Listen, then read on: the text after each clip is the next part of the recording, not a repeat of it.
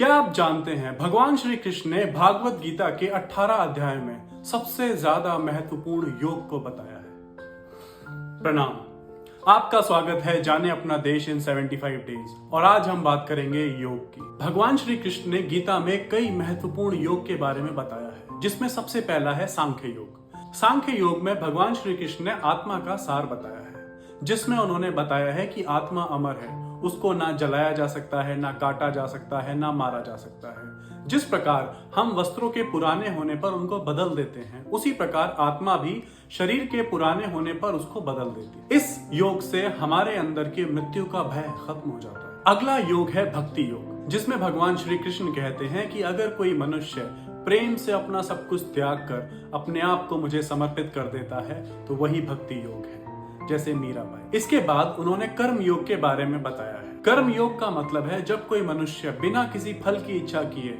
रोज अपने कर्म को पूरा करे, वही कर्म योग है। और जो मनुष्य अपने कर्मों के फलों को त्याग दे, वही सबसे बड़ा कर्म योगी है। और अंत में भगवान श्री कृष्ण ने ज्ञान योग के बारे में बताया है। ज्ञान योग का मतलब है अपनी आत्मा का साक्षात्कार। जब मनुष्य वेदों से, शास्त्रों का अध्ययन करके अपने आप को जानता है, अपनी आत्मा के स्वरूप को जानता है, उसी को ज्ञान योग कहा गया है। ज्ञान योग के बिना ये जानना बहुत मुश्किल है कि किसको अपना समर्पण दिया जाए, कौन सा कर्म साकर्म है और कौन सा कर्म आकर्म। जब भगवान श्री कृष्ण से अर्जुन ने पूछा कि हे माधव, जब भक्ति योग से ही मोक्ष प्राप्त किया जा सकता है तो इस भयावह युद्ध की क्या जरूरत है, तो भगवान श्री कृष्ण ने कहा कि हे अर्जुन, तुम एक क्षत्रिय हो और अगर तुम अपना कर्म त्याग कर भक्ति योग में जाओगे तो तुम्हें कभी मोक्ष नहीं मिलेगा।